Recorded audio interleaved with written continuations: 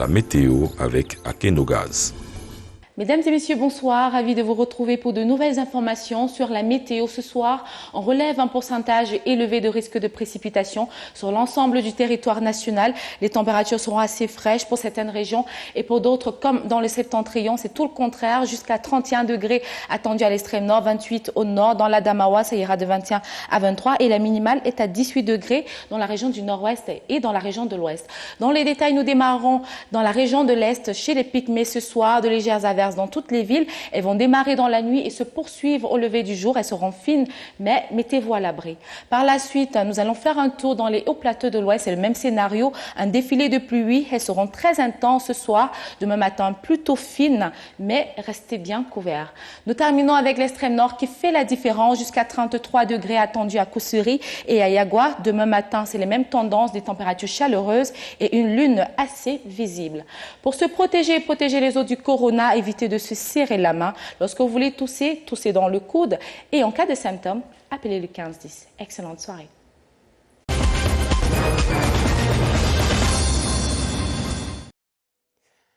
Mesdames, Messieurs, bonsoir. Voici les titres du journal. Contribution de la France et du G20 contre le coronavirus. L'ambassadeur de France, son Excellence Christophe Guilou, a été reçu par le président de la République ce jeudi au Palais de l'Unité. Éclairage sur le moratoire du service de la dette du Cameroun, c'est à suivre en tête de ce journal. Contribution du Cameroun à l'éducation des jeunes, écoles et universités pourraient rouvrir leurs portes dès le 1er juin sous réserve de l'évolution de la pandémie. L'annonce des 3 mesures supplémentaires par le Premier ministre, chef du gouvernement, c'est dans ce journal. Et puis, contribution du ministre de la Santé publique à l'information des députés sur le coronavirus. Nous irons entendre la communication de Manaouda Malachi à l'Assemblée nationale ce jeudi. Voilà pour les titres. Ouvrons donc le journal avec l'important tête-à-tête ce jeudi au Palais de l'Unité entre le président de la République, son Excellence Paul Biya, et l'ambassadeur de France au Cameroun, son Excellence Christophe Guilou. Les deux personnalités ont magnifié l'excellence de la relation entre Paris et Yaoundé. En bonne place dans cet entretien, le soutien de Paris pour un moratoire du service de la dette du Cameroun et son accompagnement dans la gestion de la grave crise sanitaire en cours. Reportage au Palais de l'Unité, Yves-Marc Moudzo. Au Palais de l'Unité, l'activité présidentielle ne connaît pas de trêve. Et sur l'audience du président de la République, Paul Biya, ce jeudi 16 avril 2020, rendez-vous avec l'ambassadeur de la République française en République du Cameroun, son Excellence Christophe Guilou. L'audience que le président Biya accorde ce 16 avril 2020 aux diplomates français participe de l'exercice quotidien du magistère que le peuple souverain lui a renouvelé le 7 octobre 2018 à la faveur de la dernière élection présidentielle au Cameroun. Seulement, intervenant dans un contexte de crise sanitaire sans précédent, cette crise va naturellement imposer de nouvelles attitudes dans le strict respect des mesures barrières édictées par les autorités gouvernementales et sanitaires. Précédé par le ministre directeur du cabinet civil de la présidence de la République, Samuel Vondoyolo, son Excellence Guilou est introduit auprès du chef de l'État par le chef du protocole d'État, Simon-Pierre Bikele. Son Excellence Christophe Guilou, ambassadeur de France. Bonjour, Monsieur le Président. Rayonnant d'assurance, le président de la République accueille son hôte du jour dans la plus grande cordialité. C'est bien la preuve que le lien entre Paris et Yaoundé, au-delà des vicissitudes du quotidien, reste très étroit. À l'issue d'une 60aine de minutes d'échange avec le président Biya, l'ambassadeur de France dans notre pays va regagner le perron, porteur d'une série de bonnes nouvelles. J'ai retrouvé le président Biya qui m'avait reçu en audience il y a un peu plus d'un mois. Donc toujours alerte, nous avons eu une très longue discussion. Je lui ai donc rappelé les efforts qui ont été mentionnés par le président de la République, Emmanuel Macron. D'abord d'un point de vue budgétaire, financier, le moratoire sur la dette, sur le remboursement de la dette pour le Cameroun qui a été obtenu au cours du G20 et le président Macron a été un élément moteur de cette décision, va se traduire par un allègement de 230 milliards de francs CFA pour l'économie camerounaise, dont 60 milliards pour la France. Donc c'est un énorme effort et la France est un des éléments moteurs en faveur de cet allègement. Au-delà de ce bol d'oxygène que Paris vient ainsi d'apporter à notre pays dans le contexte de cette pandémie, le président Biya tient par ailleurs à exprimer sa gratitude à la France pour le soutien déterminant que ses équipes de chercheurs apportent dans la lutte contre la pandémie du Covid-19 au Cameroun. Je lui ai rappelé également tous les efforts que font la France pour la fourniture de matériel médical, la prise en charge des malades, l'achat de réactifs. Des lots vont arriver. Je lui ai réaffirmé également la centralité de la recherche française, puisqu'ici nous avons un institut Pasteur qui est très actif sur le dépistage, la mise en place de tests, l'Institut de recherche pour le développement, le CIRAD, qui sont des institutions de recherche dans lesquelles travaillent des scientifiques camerounais. Et je lui ai réaffirmé qu'elles étaient au service du Cameroun pour lutter contre la pandémie. Et je lui ai également dit que nous ferions également tous nos efforts pour venir en aide aux Camerounais, notamment pour tous les problèmes d'alimentation, parce qu'il va y avoir des répercussions sur l'économie et sur l'éducation. En marge des questions d'ordre économique, sanitaire et humanitaire, la rencontre de ce jeudi entre Paul Biya et Christophe Guilou a offert l'opportunité aux deux personnalités d'évoquer la situation sécuritaire dans les régions du Nord-Ouest et du Sud-Ouest. Nous avons parlé de la situation dans le Nozo et je lui ai réaffirmé l'importance d'un cessez-le-feu tel qu'il a été annoncé et demandé par le secrétaire général des Nations Unies, M. Antonio Guterres. Et je lui ai dit que c'était une initiative qui était importante, ne serait-ce que pour le Cameroun. L'audience de ce jeudi a une fois encore donné à voir un Paul Biya résolument à la manœuvre, arc-bouté sur l'essentiel, à savoir la recherche du mieux-être pour ses compatriotes. Et pour mieux comprendre le sens des déclarations de son Excellence Christophe Guilou au sujet des 230 milliards de francs CFA du service de la dette du Cameroun, partons donc d'hier mercredi et de cette visioconférence qui a réuni les ministres des Finances du G20, leur banque centrale et le Club de Paris. La concertation a abouti à la suspension provisoire du paiement de ce service de la dette pour 76 pays, dont le Cameroun, pour un montant global de 12 000 milliards de francs CFA pour cette année 2020. Voici d'autres explications avec Marie-Laurence Nké. Les pays du G20 n'ont pas répondu à l'appel du président français qui a sollicité l'annulation massive de la dette des pays africains violemment impactés par les effets de la pandémie du Covid-19. Les pays du G20, leur banque centrale et le Club de Paris ont décidé d'annuler jusqu'à la fin de l'année 2020 le paiement des intérêts de la dette, encore appelé service de la dette. La mesure concerne 76 pays considérés comme fragiles, dont une quarantaine de pays africains seront dispensés de 20 milliards de dollars, dont plus de 12 000 milliards de francs CFA, leur permettant ainsi de mieux adresser les problèmes sociaux que posent les impacts économiques du coronavirus. Pour les 6 pays de la Communauté économique et monétaire de l'Afrique centrale, le service de la dette pour l'année 2020 représente plus de 3 000 milliards de francs CFA. C'est une première réponse favorable à l'appel des ministres de l'économie et des finances de la communauté réunis le 28 mars dernier à Brazzaville, au Congo, lors de la 3e session extraordinaire du comité de pilotage du PREF-CEMAC dédié à la résilience sous-régionale face au Covid-19. À cette occasion, les ministres ont sollicité l'annulation de l'ensemble de la dette des pays de la CEMAC. Cette issue reste envisageable puisque les ministres des Finances du G20, les banques centrales et le Club de Paris vont à la fin de l'année procéder à une évaluation. Si la dette des pays ciblés n'est toujours pas soutenable, la procédure d'annulation de la dette sera engagée. On le comprend donc mieux, c'est une conséquence de ce Covid-19, ce moratoire du G20 qui prend en considération la baisse des recettes fiscales et douanières, l'impact de la pandémie sur la croissance et sur l'exécution des budgets de l'État. Mais comment le Cameroun peut-il tirer le meilleur parti de ces mécanismes, tant de suspension du service de la dette que d'autres soutiens aux économies sinistrées par ce Covid-19? Voici l'éclairage de Lucrèce Mebenga. Au moins moins 110 milliards de francs CFA. C'est le montant du crédit que le Fonds monétaire international devrait accorder au Cameroun dans le cadre de la lutte contre le Covid-19.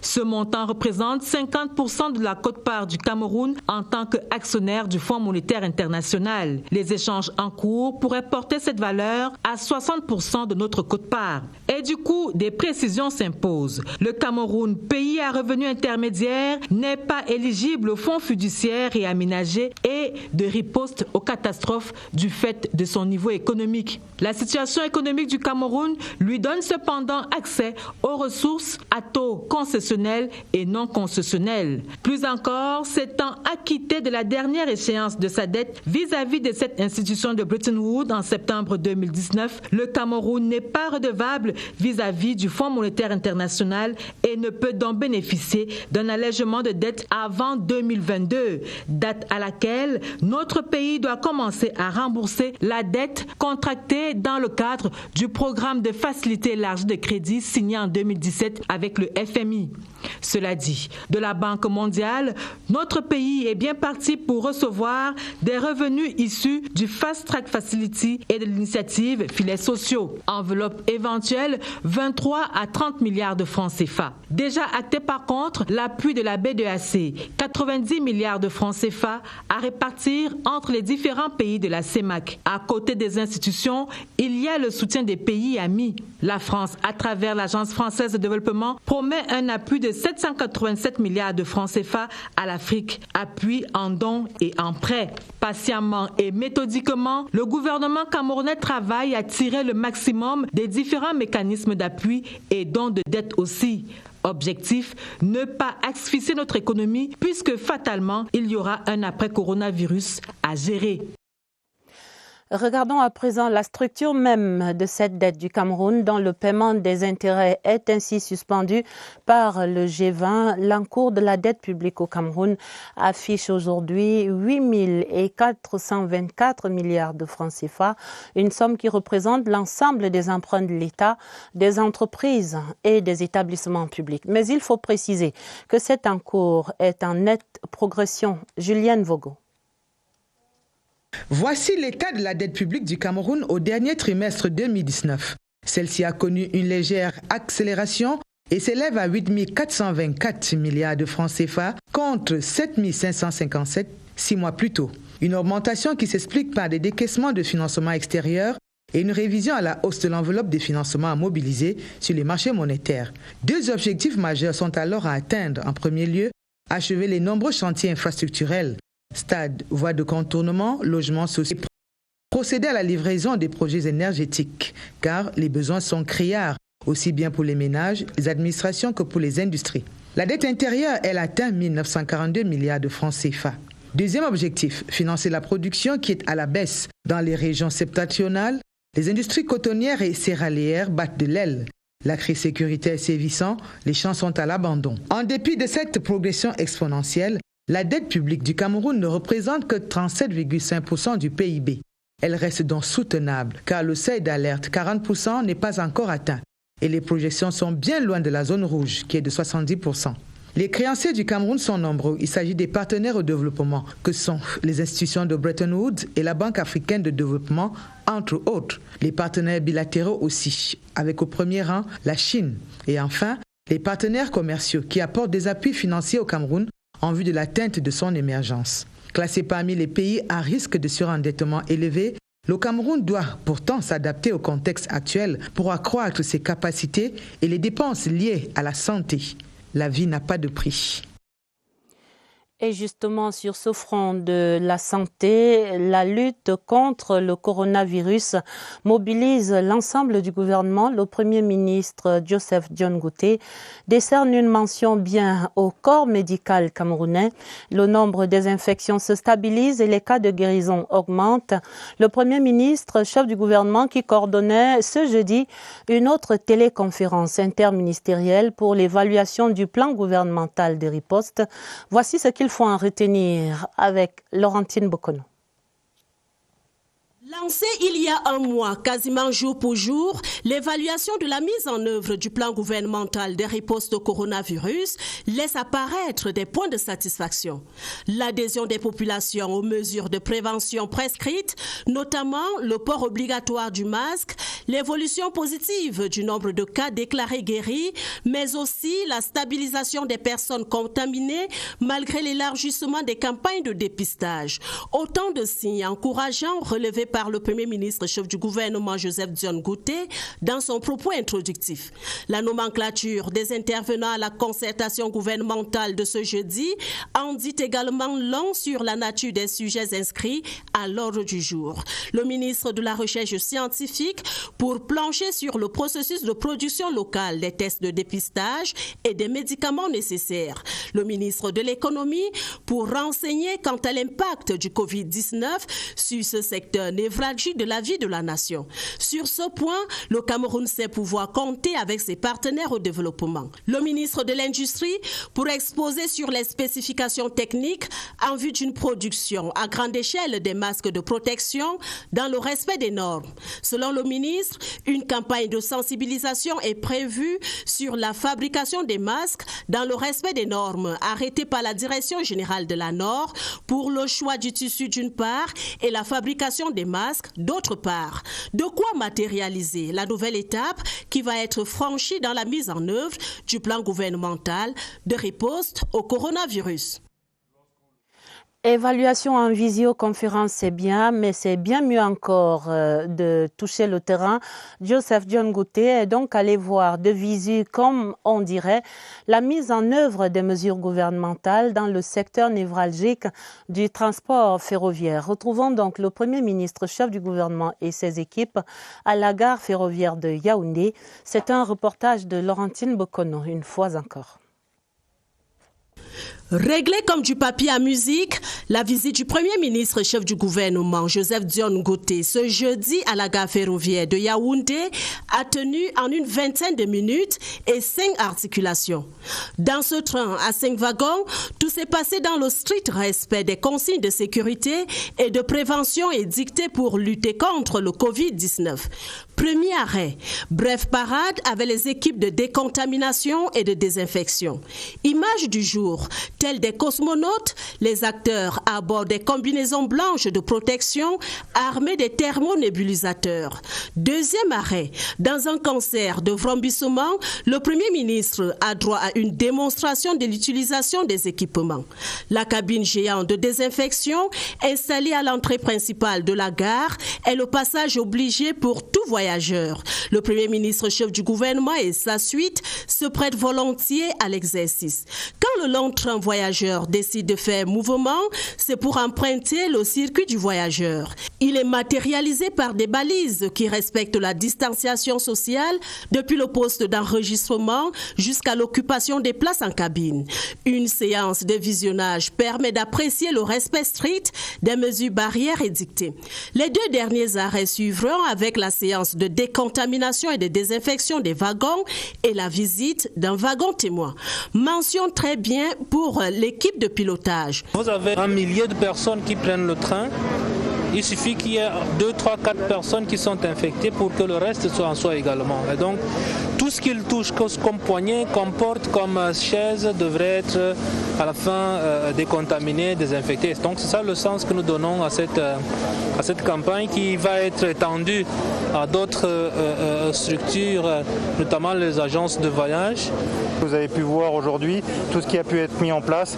Donc dès que les premières mesures ont été décidées, Camrail a suivi tout à fait la totalité des mesures ministérielles et en collaboration avec le ministère, on a mis ça en place ici. Au bout de 25 minutes, le train de la visite du Premier ministre chef du gouvernement Joseph Dione Ngouté rentre en gare.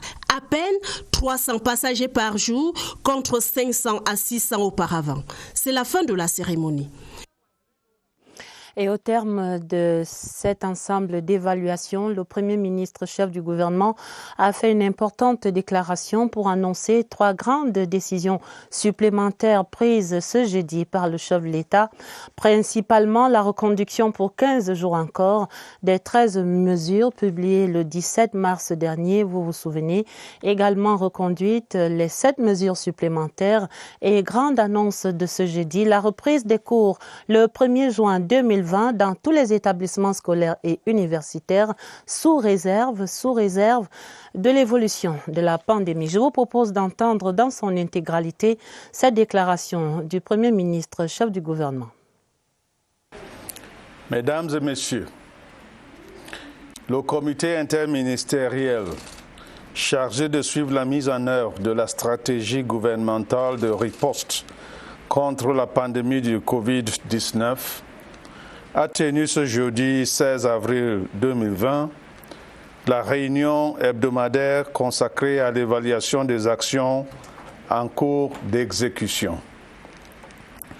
4 constats majeurs ont été faits à l'issue des différents rapports présentés à l'occasion de cette concertation. Premièrement, il est apparu que le nombre de patients testés positifs au Covid-19 continue d'augmenter.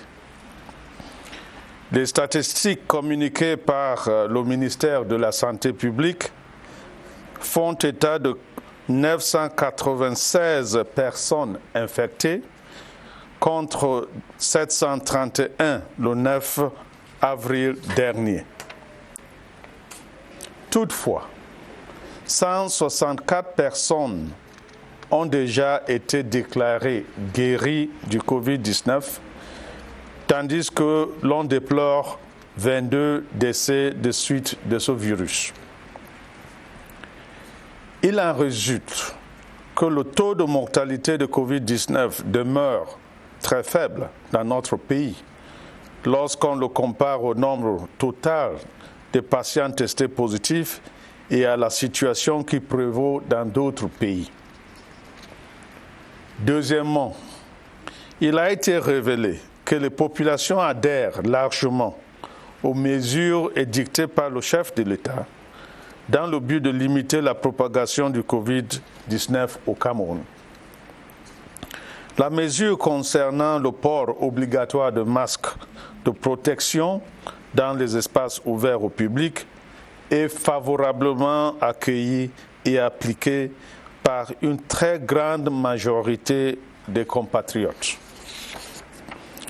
À cet égard, je voudrais préciser que les normes et spécifications techniques récemment publiées par le ministère de l'Industrie ne visent pas à confier à quelques entreprises un monopole dans la fabrication des masques. Ces normes ont été édictées et ont pour but d'améliorer la qualité et l'efficacité des masques produits par l'industrie locale, mais également celle des masques produits de façon artisanale par nos couturiers et couturières afin d'accroître le niveau de protection individuelle et collective. Au demeurant, le masque n'empêche pas le respect des mesures de distanciation sociale. Je voudrais observer que le marché reste encore un sujet de préoccupation majeure. J'en appelle au civisme et à la responsabilité pour une plus grande fluidité dans les espaces particuliers. Troisièmement, le gouvernement a pris la pleine mesure des difficultés auxquelles sont confrontés certains secteurs essentiels de notre économie du fait de la crise sanitaire mondiale liée à la pandémie de Covid-19. Je pense notamment à celui des transports ou encore à celui de l'hôtellerie-restauration. Je voudrais dire à ce sujet que les restrictions qui sont imposées à ces secteurs et bien d'autres depuis le 17 mars 2020 sont certes difficiles à supporter ou à gérer, mais elles sont indispensables pour protéger la communauté nationale face à l'ampleur de cette pandémie mondiale. Il va de soi que les restrictions inhérentes à cette crise sanitaire seront progressivement levées au fur et à mesure que la pandémie sera maîtrisée au plan national et international. Quatrièmement et enfin, le gouvernement observe avec satisfaction l'élan de mobilisation que suscite la lutte contre le Covid-19 dans notre pays de la part des acteurs nationaux et internationaux. Je voudrais saisir cette occasion pour remercier ces acteurs de leur générosité et de leur solidarité en acceptant de nous accompagner matériellement et financièrement dans la lutte contre cette pandémie. Tout porte à croire que les actions qui sont menées dans différents domaines pour limiter la propagation de ce virus dans notre pays produisent déjà des résultats encourageants et méritent d'être intensifiés sur le terrain jusqu'à l'éradication de cette pandémie. C'est dans cette perspective que le chef de l'État, son Excellence Paul Biya, a pris 3 nouvelles décisions.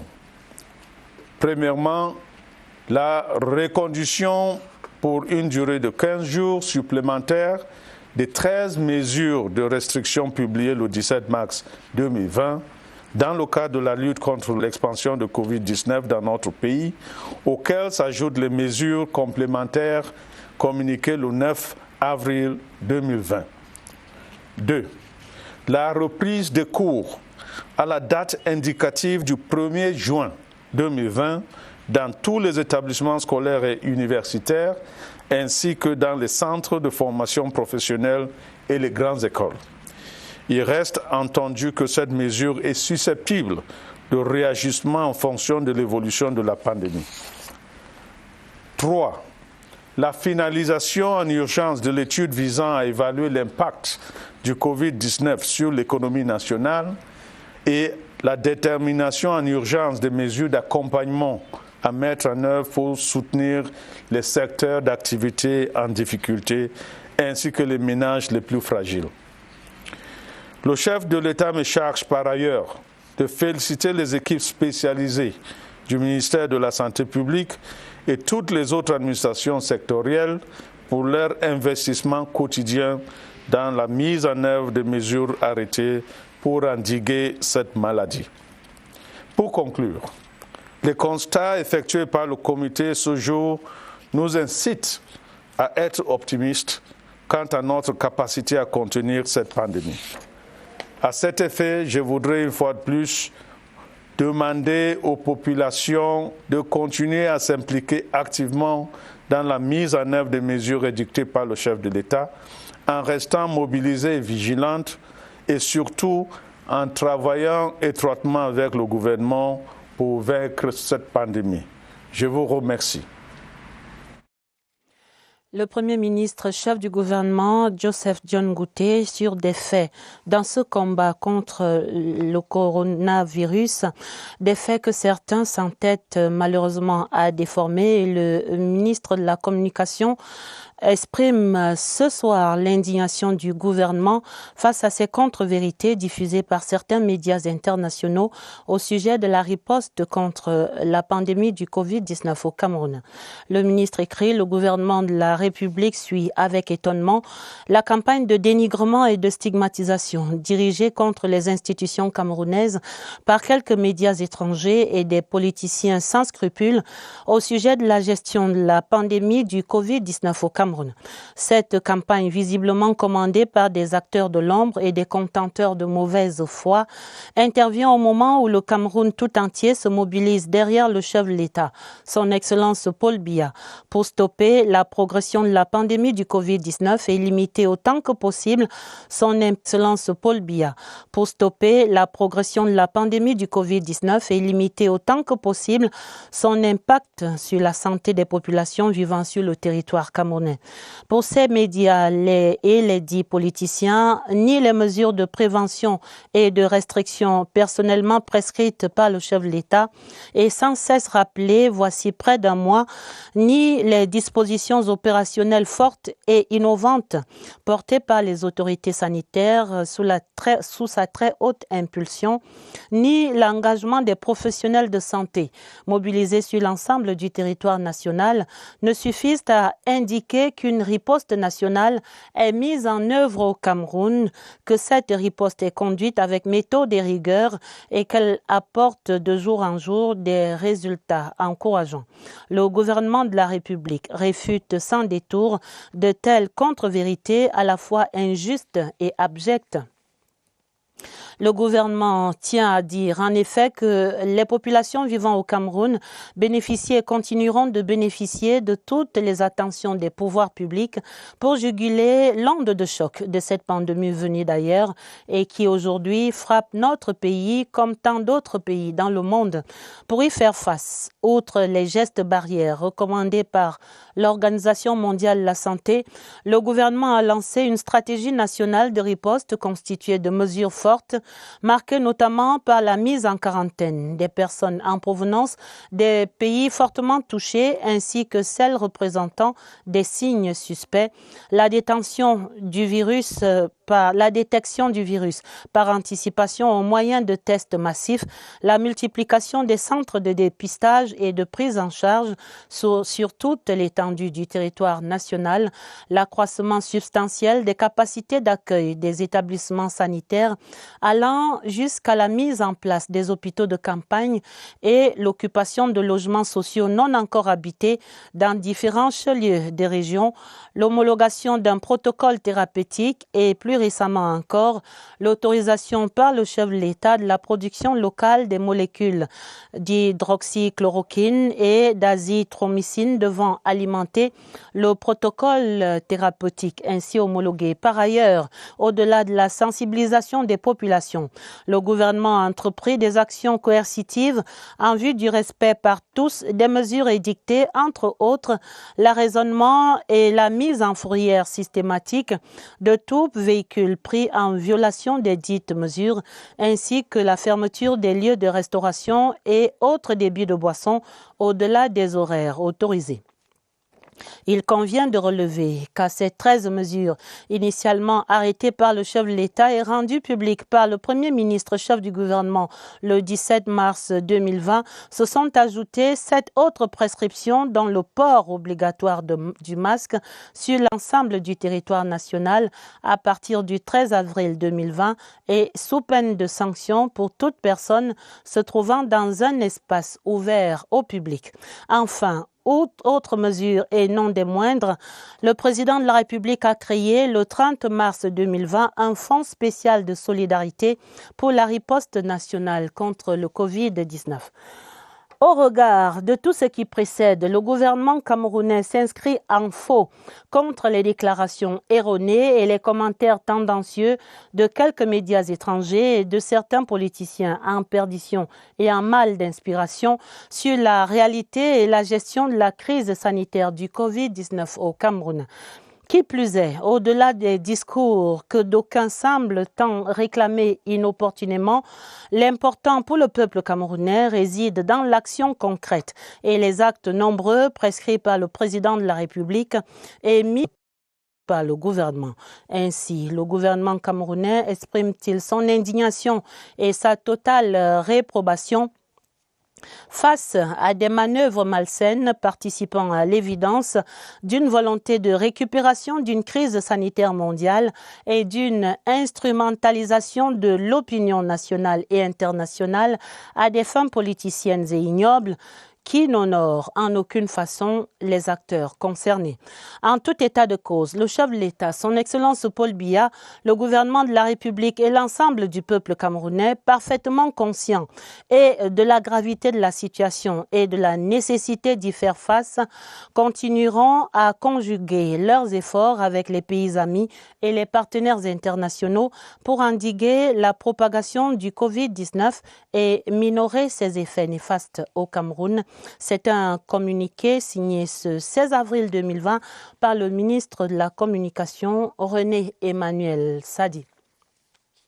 Et nous allons certainement immédiatement prendre les dernières nouvelles au Centre national des opérations d'urgence de santé publique. Ce soir, le Cameroun enregistre un total de 168 personnes guéries et 21 décès de ce Covid-19.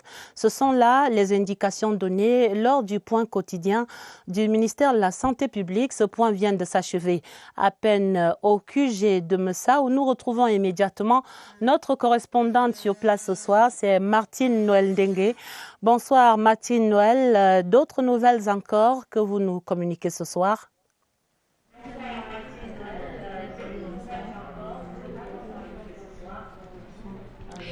Bonsoir Adèle Mbala, téléspectateur de la CRTV, bonsoir et bienvenue ici au Centre national des opérations des urgences de santé publique. Et oui, vous l'avez annoncé, les chiffres à retenir, 168 personnes guéries du Covid-19 et 21 décès enregistrés à ce jour, tel que annoncé dans le point de presse donné tout à l'heure par les responsable du ministère de la Santé publique.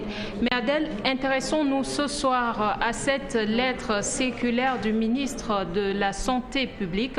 Le docteur Manaouda Malachi, dans cette sortie, confirme, mais surtout rappelle que les soins liés à la prise en charge des patients liés au Covid-19 sont gratuits, mais surtout le ministre s'insurge contre les dysfonctionnements observés dans le dispositif de prise en charge, notamment en ce qui concerne le diagnostic où des frais sont parfois exigés aux patients.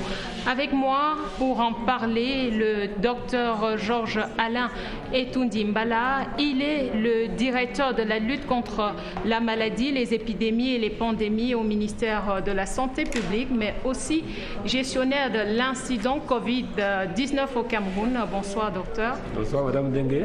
Alors, cette sortie du ministre de la Santé publique sonne comme un recadrage à l'endroit des personnels qui vont à l'encontre de ce qui a été décidé par le gouvernement, la gratuité de la prise en charge des patients liés au Covid-19. Des dysfonctionnements ont été observés dans le dispositif de prise en charge. Docteur, avant de nous dire si des sanctions ont déjà été envisagées à l'encontre des auteurs de ces dérives, rappelez-nous peut-être déjà quel est le dispositif de prise en charge du Covid-19 au Cameroun. Merci Madame Dengue. Bon, vous avez parlé de quelque chose de fondamental. Avant de rappeler le dispositif qui est mis en place, je dois quand même dire qu'au niveau Cameroun, ce qui est prévu chaque fois qu'il y a une catastrophe, chaque fois qu'il y a une épidémie, c'est que la prise en charge est absolument gratuite. Ce n'est pas nouveau, ce n'est pas parce qu'il y a coronavirus que la prise en charge est gratuite, mais ça a toujours été le cas. Les épidémies de choléra, les épidémies de méningite et toutes les autres catastrophes, l'avios, les gros accidents, la prise en charge a toujours été absolument gratuite, assurée par le gouvernement et ses partenaires. Alors aujourd'hui, qu'on a l'épidémie à coronavirus, c'est la même chose. Le dispositif ici, tel qu'il a été organisé, il est au niveau central coordonné ici. Mais il faut dire que les régions vont s'autonomiser de plus en plus et que cette prise en charge va se faire autour des gouverneurs. Vous avez parlé des dysfonctionnements qu'on observerait. Donc je pense qu'il ne faut pas s'attarder sur les dysfonctionnements à cause des errements de certaines personnes qui certainement seront sanctionnées. Le plus important, c'est de dire qu'à ce jour, nous avons remarqué un engouement exceptionnel du personnel de santé qui s'occupent de ces patients, parfois au péril de leur vie, et que c'est absolument gratuit. Et au-delà de la gratuité qui est liée au fait qu'on offre les médicaments, mais c'est aussi la gratuité parce que beaucoup donnent de leur personne. Nous avons des personnels de santé, des dames qui, parce qu'elles prennent en charge des malades Covid, se trouvent stigmatisées par leur entourage, mais continuent à venir travailler. Donc je crois que c'est surtout ça qu'il faut retenir, au-delà des dysfonctionnements, des égarements qui doivent être sanctionnés et qu'il y a des mécanismes pour sanctionner ce genre de choses. Ça va du pénal, je crois, du pénal. Le code pénal doit condamner des choses comme ça. C'est de la corruption active. Il y a des sanctions déontologiques, des sanctions administratives. Et même quand on est africain, vous voyez, quelqu'un va venir prendre l'argent, se malade comme ça, il porte la malédiction pour sa famille. Non, vraiment, ne parlons pas de mauvaises choses. Parlons de ce qui est bien, les personnels de soins et aussi un personnel qu'on ne voit pas assez, le personnel de sécurité, les policiers, les gendarmes qui assurent la sécurité autour des sites de soins. Se sacrifient et donnent beaucoup de leur personne. Donc je crois que c'est ça qu'il faut retenir au-delà des errements de chacun qui viennent porter leur malchance. Docteur Etoundi, cette sortie ministérielle part certainement d'un constat, mais est-ce que ce sont des familles qui spontanément ont attiré l'attention du ministre, ou alors est-ce qu'il y a des patients qui appellent le 1510, le call center dans lequel nous nous trouvons actuellement, pour remonter les informations au niveau central? Oui, je crois que maintenant, vous savez aussi, à l'ère des informations, à l'ère du WhatsApp et de tout ce que vous savez, les informations remontent. Il y a beaucoup de renseignements qui remontent. Et évidemment, le ministre prend la peine de recouper et de voir ce qui est vrai, ce qui est faux, pour pouvoir prendre la mesure appropriée. Mais je dois dire que tous ces renseignements ne sont pas mauvais aussi. Parce que pour nous, c'est aussi un élément de surveillance de la maladie, parce que n'oublions pas qu'aujourd'hui, nous avons l'épidémie qui a grandi au centre, au littoral, à l'ouest, au sud-ouest, à l'est et au sud. Mais nous avons un gros problème. Nous devons tout faire pour que l'épidémie n'aille pas dans le septentrion. Et nous remarquons aujourd'hui qu'avec l'engagement, ce qui peut être considéré comme la troisième conséquence de cette crise, il y a une première conséquence qui est la transmission de l'infection. Il y a une deuxième qui est améliorer les soins, mais la troisième, c'est les impacts sociaux, sanitaires et économiques. Et là, je pense que le gouvernement, pour le moment, joue sa partition. Merci, docteur Georges Alain Etoundi Mbala. Je rappelle que vous êtes le directeur de la lutte contre la maladie, les épidémies et les pandémies au ministère de la Santé publique et gestionnaire de l'incident Covid-19 au Cameroun. Adèle, voilà qui est clair. Tout ce qui entre dans la prise en charge liée au Covid-19 au Cameroun est totalement gratuit. Merci infiniment Martine Noël pour ces importants rappels. Merci au docteur Etoundi Mbala et bon vent et beaucoup de courage à l'ensemble du personnel soignant camerounais mobilisé. Le plan de riposte gouvernemental contre le Covid-19 afin que nul n'en ignore. Ce plan était expliqué ce jeudi aux députés. Le ministre de la Santé publique, le docteur Manaouda Malachi, était l'invité spécial de la séance plénière présidée par Kava Yegué Djibril, le président de la Chambre basse. Au terme de ces 3 heures d'échange, la représentation nationale a réitéré son engagement dans ce combat contre la pandémie aux côtés du gouvernement. Reportage Clarisse Tang.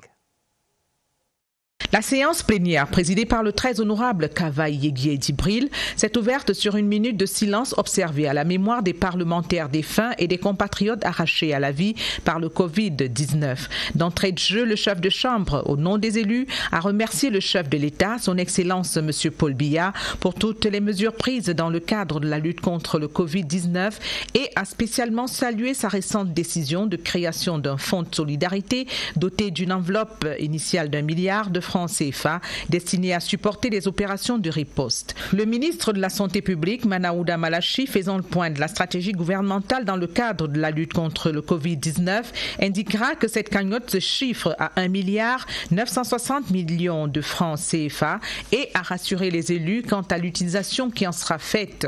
Une quinzaine de députés se succéderont alors à la tribune pour questionner sur divers aspects de la lutte. Coordination, diagnostic, prise en charge des patients testés positifs, etc.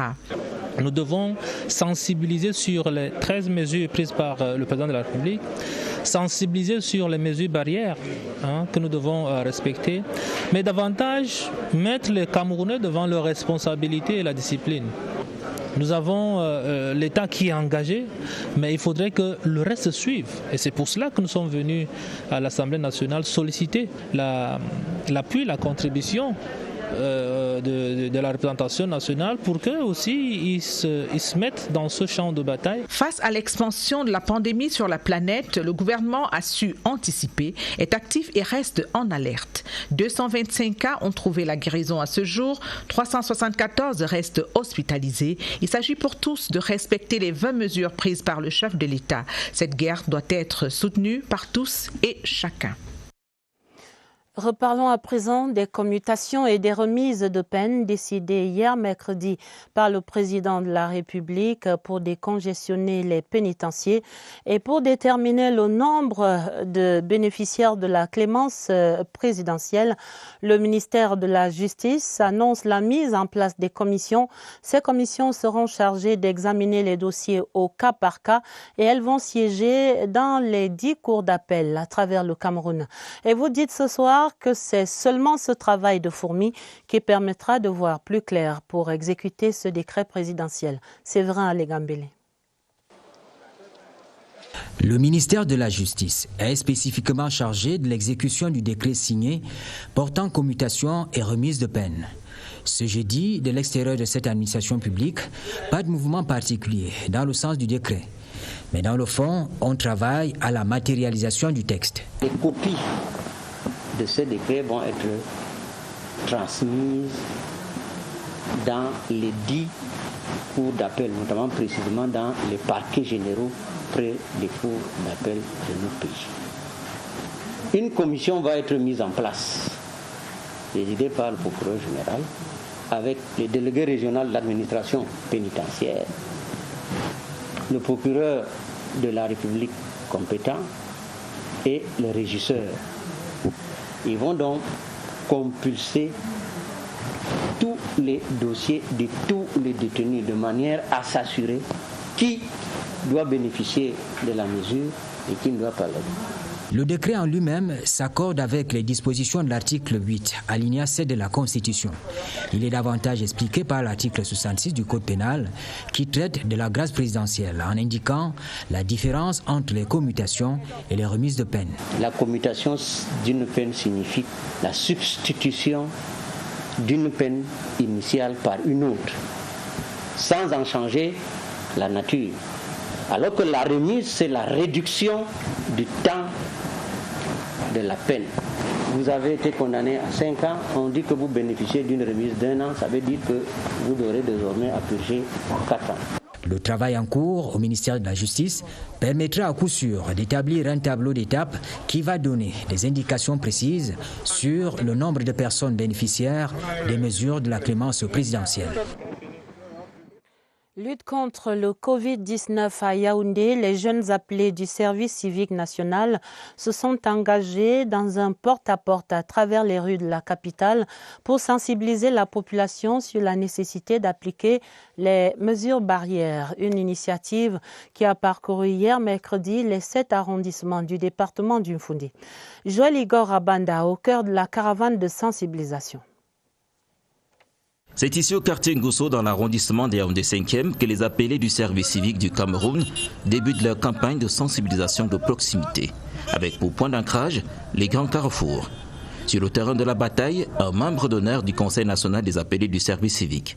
Nous sommes allés de comptoir à comptoir vers les populations pour leur dire comment ça se passe et l'obligation qui est déjà de porter le masque depuis lundi. Répartis en groupe de 7, ces appelés prennent d'assaut les 7 arrondissements du département du Mfundi. Ici au quartier Tinga, dans l'arrondissement des Yaoundé 2e, ils se prêtent au même exercice d'éducation civique, après une visite de courtoisie au sous-préfet des Yaoundé 2e. Le sous-préfet Mamadi Mamat, qui apprécie cette initiative, invite alors ces populations à coopérer pour barrer la voie à cette pandémie. En dehors des Yaoundé, d'autres grandes villes sont concernées par cette descente sur le terrain des appelés du Cameroun. Nous avons ciblé 5 régions, notamment le centre, le littoral, l'ouest, la Damawa et le sud. Comme quoi, au Cameroun, la lutte contre le coronavirus passe aussi par les 14 000 appelés du service civique. Voici à présent un témoignage de guérison qui parle. La rémission de Anissé Ekane, le président du Manidem, atteint par le Covid-19. Il achevait son traitement ce jeudi à Douala. Il a confié son soulagement à notre correspondante sur place, Monique Félicité Chouane de CRTV Littoral. Écoutez. Anissé Ekane est arrivé au terme de son traitement ce jeudi 16 avril 2020.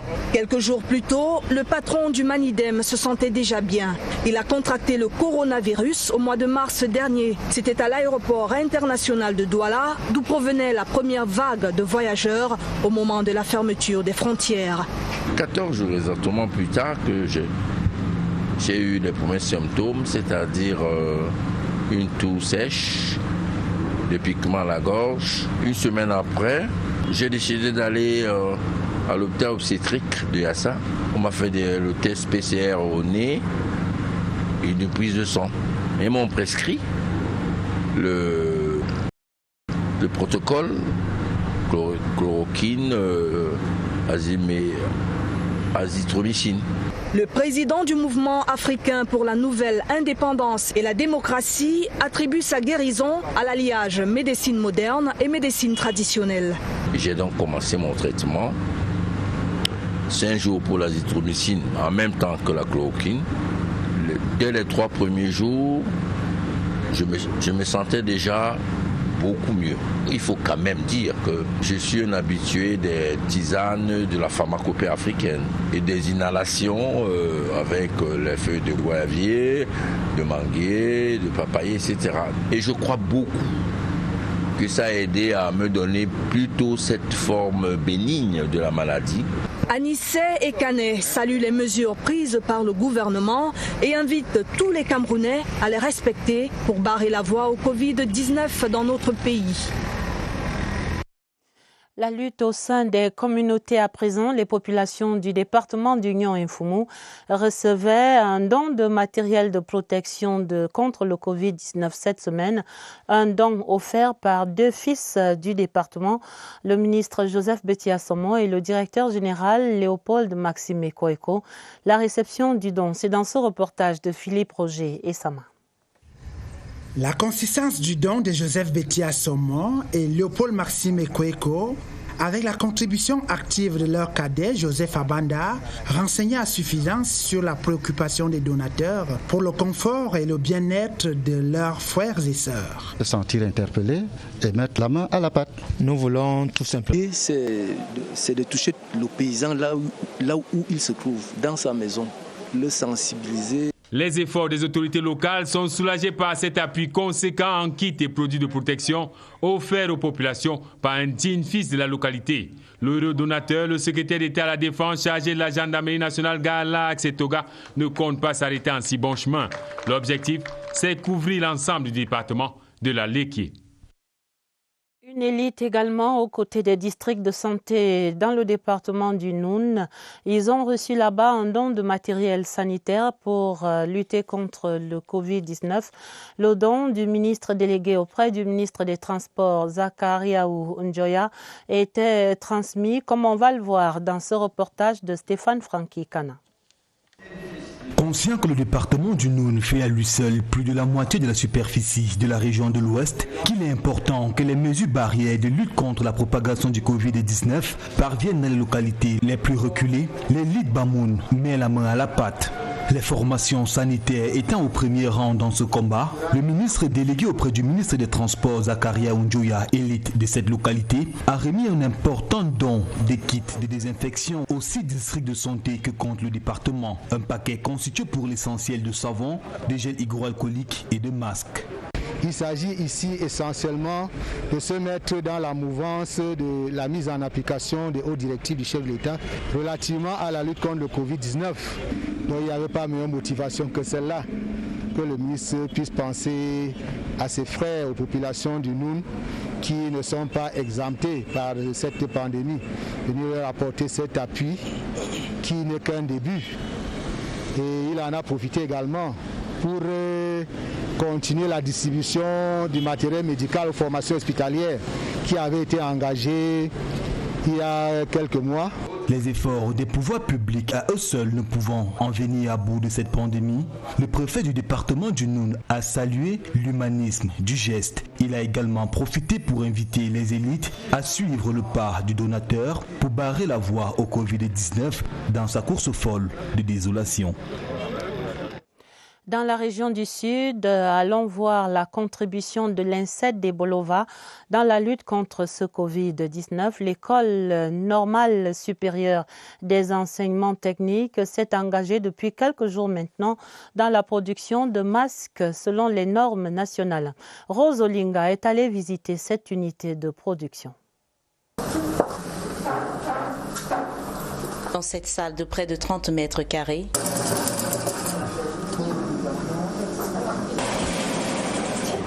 le travail en chaîne règne. À l'atelier industrie textile et habillement, une des 27 filières que compte l'INSET des Bolova. Ici, 7 postes de travail aux tâches bien définies sont érigés pour produire des masques à plis et à pinces. 7 étudiants sont atterrés pour être dans les délais d'une commande, sous le regard vigilant du professeur Salomé Giacomo Essiane.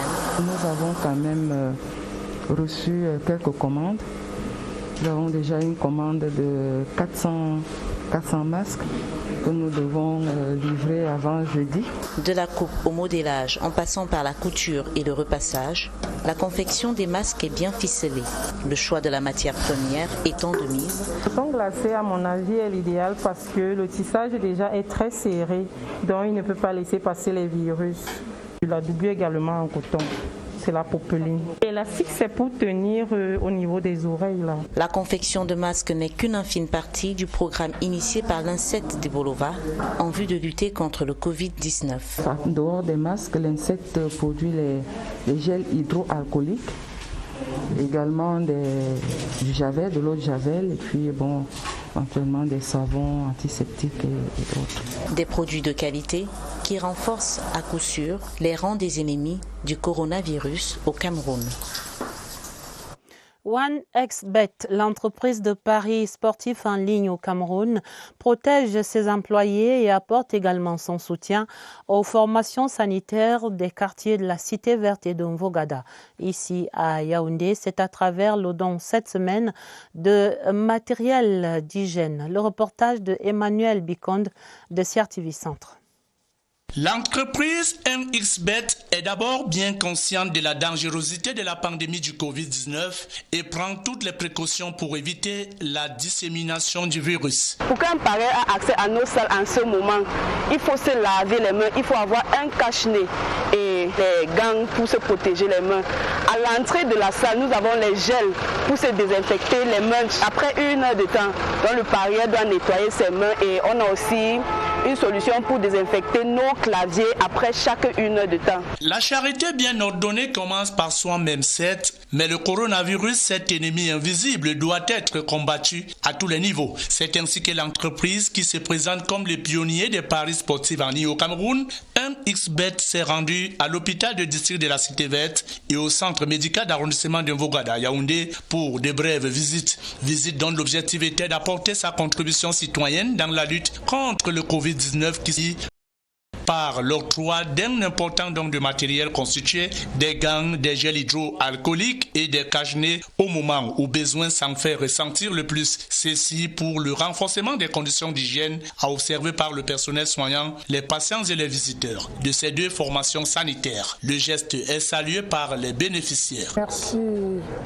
aux représentants de OneXBet pour ce geste qui est vraiment bienvenu.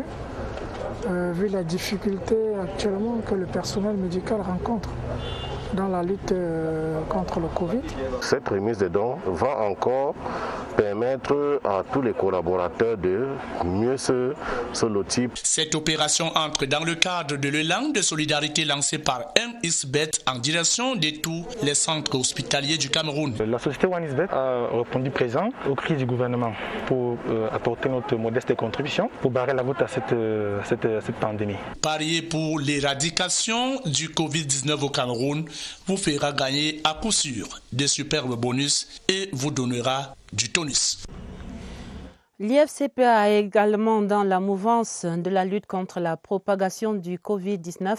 L'Institut de formation et de conservation du patrimoine audiovisuel de la CRTV s'arrime au e-learning, une expérience qui va se poursuivre même après la pandémie selon la disponibilité des enseignants. Laurence Okalia. Vous allez apprendre à l'aimer. La technologie reste l'une des seules compagnies à notre portée pendant que la pandémie s'évertue à éloigner les hommes. À l'Institut de formation et de conservation du patrimoine audiovisuel, l'administration veut tirer profit de cet handicap social pour développer de nouveaux sens chez les apprenants. Demain, après la crise du Covid-19, un formateur qui n'est pas disponible pour une raison ou une autre, il nous envoie son cours à distance. Nous pensons que l'entreprise fait des économies en matière de paiement des vacations. Nous gagnons en termes d'énergie, en termes de temps. Désormais, bonjour, il est 10h, nous allons débuter avec notre cours. Les enseignements s'invitent dans les messageries et les forats se multiplient. Pour faire bien asseoir les réflexes du e-learning tout en assurant un suivi pédagogique, l'application de messagerie WhatsApp peut servir. 5 minutes avant cette interaction avec le formateur, ils affichent leur présence. Nous mettons les cours en ligne sensiblement vers la mi-journée pour permettre aux enfants de prendre connaissance de l'exercice qui leur a été proposé par le formateur et puis le lendemain de pouvoir interagir avec le formateur. Pour un centre de formation dans les métiers de l'audiovisuel comme celui-ci, la technologie n'est pas une découverte, heureusement. Repartons à l'Assemblée nationale où Gaston Komba est désormais en poste. Le nouveau secrétaire général de la Chambre basse du Parlement, nommé mardi, était installé ce jeudi au nom du président de l'Assemblée nationale par le premier vice-président Hilarion Eton qui appelle le nouveau secrétaire général à mettre résolument l'accent sur la formation du personnel. Clarisse Tang. Consécutif comme député de la Nation sous la bannière du RDPC, Gaston Komba prend les rênes du secrétariat général de l'Assemblée nationale. Ancien inspecteur général au Crédit foncier du Cameroun, ancien chargé d'études à la présidence de la République et au Conseil économique et social, il est aujourd'hui la cheville ouvrière de l'Assemblée nationale. L'honorable Hilarion Eton, qui l'installait au nom du chef de chambre, lui rappellera qu'il est le principal collaborateur du président de l'auguste institution et le conseiller juridique des parlementaires. Gaston Komba se rend bien compte de la délicatesse de sa nouvelle tâche. Je voudrais très sincèrement dire toute ma gratitude au président de la République, son Excellence Paul Biya, et toute ma reconnaissance au très honorable président de l'Assemblée nationale qui m'a proposé à cette fonction. Notre plan d'action se résume en un leitmotiv. C'est servir, servir, servir et faire preuve de loyauté et de patriotisme. Titulaire d'un master en droit public, d'un master en stratégie et gestion de conflits et d'une maîtrise en sciences politiques et en droit public, le fondateur du réseau Espérance Jeunes et de la Jeune Chambre économique des jeunes âgés de 60 ans doit être disponible à l'écoute des députés, toutes chapelles politiques confondues, et s'entourer d'un personnel apte à relever les défis de la performance. À présent, cette innovation, le numéro d'identification fiscale unique, désormais obligatoire pour tous les citoyens. C'est là une disposition de la loi de finances 2020, l'administration fiscale qui encourage les contribuables et les fournisseurs à accéder gratuitement en ligne à ce code. Voici les explications sur ce qui va changer. C'est dans ce reportage de Cyril King-Mbépé. Les diverses opérations de la vie courante sont depuis le début de l'exercice budgétaire en cours soumises à la présentation par tous d'un numéro d'identification fiscale unique. Obtenir en toute facilité ce numéro d'identifiant fiscal qui aujourd'hui est délivré en ligne, gratuitement et de manière instantanée. Il vous suffit simplement d'aller sur le portail web de la Direction générale des impôts. Jusque-là, le seul apanage des opérateurs économiques, ce numéro permet au fisc d'élargir la liste des contribuables. C'est presque comme une carte nationale d'identité. Le Cameroun est un pays où l'informel domine. Pour élargir la sphère fiscale, il faut qu'on ait le maximum de contribuables dans le fichier des impôts. Les salariés, qu'ils soient du public ou du privé, n'ont plus d'efforts à fournir dans ce sens. Tout a déjà été préparé pour eux. L'administration fiscale a attribué de manière automatique à tous ces contribuables-là, à tous les salariés, des numéros d'identifiants uniques. L'on est désormais rentré dans la période transitoire pour les contribuables qui sont invités à se rapprocher de leurs fournisseurs de services. La sanction pour ceux qui traînent à s'identifier, ce sera leur incapacité dans les prochains jours à accéder aux services ordinaires. Direction la Légion de gendarmerie dans la région de l'extrême nord pour vivre la prise de commandement par le colonel Gaius Amboakwe. Il prenait fonction cette semaine en présence du commandant de cette 4e région de gendarmerie. Ces missions sont rappelées ici par Abdoulaziz Amadou de CRTV Extrême Nord. Le nouveau commandant de la Légion de gendarmerie de l'extrême nord prend fonction dans un contexte marqué par une implication réelle de la gendarmerie nationale dans la lutte contre le coronavirus au Cameroun. Le colonel Gaius Amboakwe, dont les compétences et le savoir-être ont été reconnus par le commandant de la 4e région de gendarmerie, mesure l'immensité de la tâche. Je saisis cette occasion pour interpeller tous les gendarmes qui sont dans cette circonscription, surtout les responsables, de se mettre en œuvre pour s'assurer que les bars sont fermés et de s'assurer que le nombre de personnels qui doivent voyager dans les véhicules prescrits par le Premier ministre soit appliqué. Autre mission et non des moindres à lui confiée par le haut commandement, la redynamisation des éléments de la gendarmerie nationale engagés dans la lutte contre Boko Haram. Vous avez été choisi comme l'homme qu'il faut pour venir mener efficacement cette lutte. Et je ne doute pas un seul instant que la mission qui vous a été confiée, vous saurez l'exécuter avec toute efficacité dans la perspective de l'éradication totale de Boko Haram.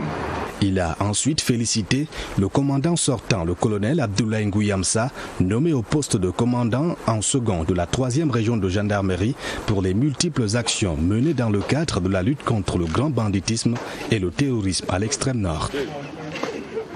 Avant de refermer ce 20h30, je signale ce télégramme officiel de félicitations du président de la République, son Excellence Paul Biya, qui écrit à Sa Majesté Margaret II, reine du Danemark. C'est à l'occasion de la commémoration de la fête nationale du Royaume du Danemark, ce 16 avril. La fin du 20h30, préparée avec la collaboration de Étienne Pascal Azegue et Auguste Ngononga. Vous aurez un autre journal sur cette antenne à minuit, présenté par Elvis Teke. Retrouvez immédiatement après le journal le magazine Discovery et plus tard Madeleine Sopikoto autour d'une table ronde sur la Journée mondiale de la santé. Pour les éditions du week-end, dès demain 20h30, vous serez en compagnie de Atabadine Oumar. Je vous quitte encore sur ces images de sensibilisation contre la pandémie au coronavirus en vous souhaitant de rester en excellente santé et un excellent week-end d'avance à lundi 30.